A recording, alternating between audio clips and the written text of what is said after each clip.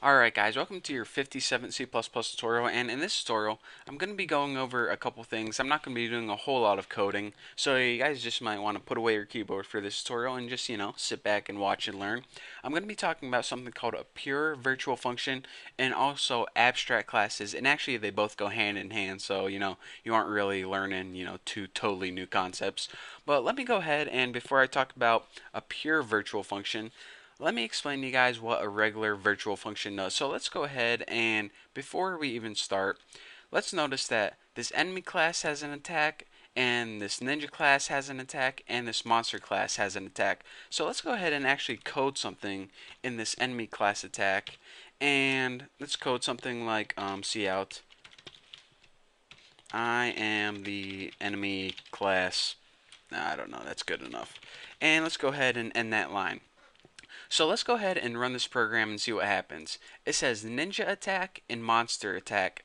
It works as we expected. So basically what a virtual function does is this. Whenever we're programming and using polymorphism, for example, if we made an object from the enemy class, it would go up. Let me explain this one more time. If we made an object from the enemy class and tried to use that attack function right here, what it would do is it would go up to the enemy class and call this attack function. But since this attack function is virtual, it would go back down and say, alright, it was a virtual function, which means I need to check what I'm pointing to, and if one of these derived class overwrites this attack function, then use that one instead. So that's why even though we inherited this attack function that says I am the enemy class, we overwrote it in these derived class. One of them says ninja attack and one of them says monster attack. So since we overwrote it right here, and since we're using polymorphism with virtual functions, that virtual function checked and saw that we were indeed overwriting it, and it used those more specific functions. So now let me talk to you guys about what a pure virtual function is. So let me go ahead and maybe this will be easier if I saw. If I go ahead and take out this attack, actually let me just go ahead and cut this from the monster class. Well, this monster class is already inheriting an attack function from the enemy class.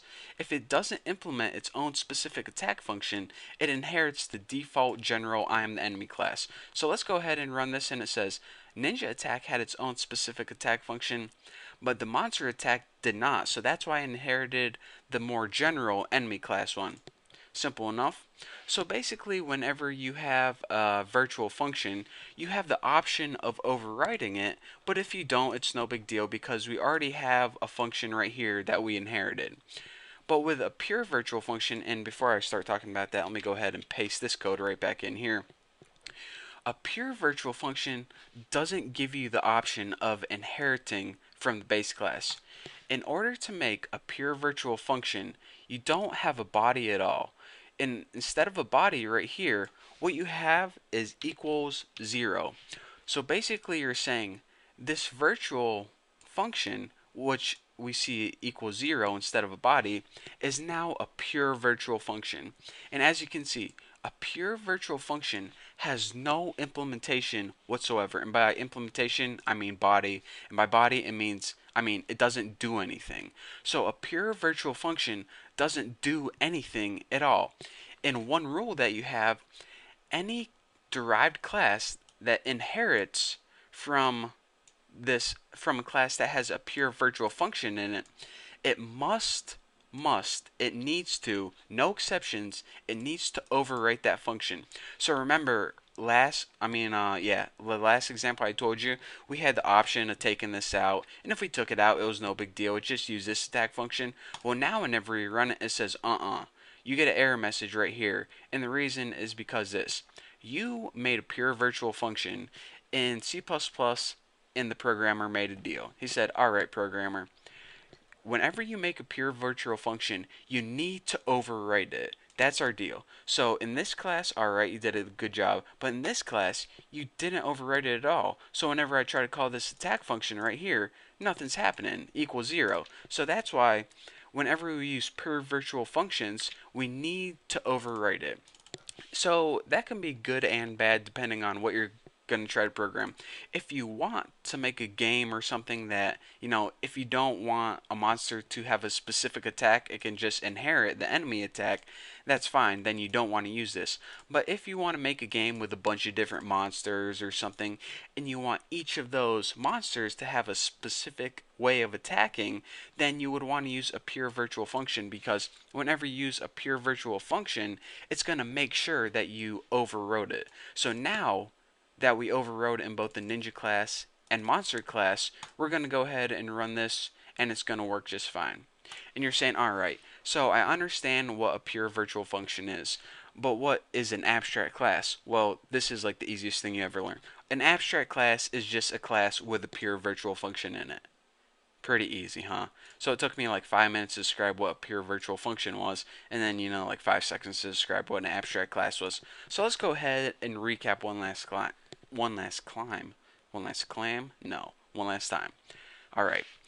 Abstract classes are just classes with pure virtual functions in them.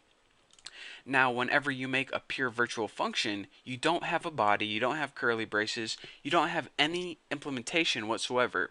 It's just a function that says any derived class needs to overwrite this function. It's just kind of checking to make sure you overwrite this function. Now, regular virtual functions have the option of being overridden in the derived class. So if this was just a regular virtual function, then we can go ahead and take this attack out if we want, or we can go ahead and include it. But a pure virtual function, we need to overwrite this attack function and give it, some code to run. We just can't, run this equals 0, or else the computer is going to flip out. So basically, before you can make an enemy object that use attack, wait, let me think how I'm going to say this. Well, basically I just said all I needed to say. I'm just gonna, tell you guys how it works in my program, but I think I just said everything I needed to say. So basically, well, I'm not even gonna do that because I just explained it like 5 times. So anyways, that is what a pure virtual function is, and all abstract classes is a class that has a pure virtual function in it.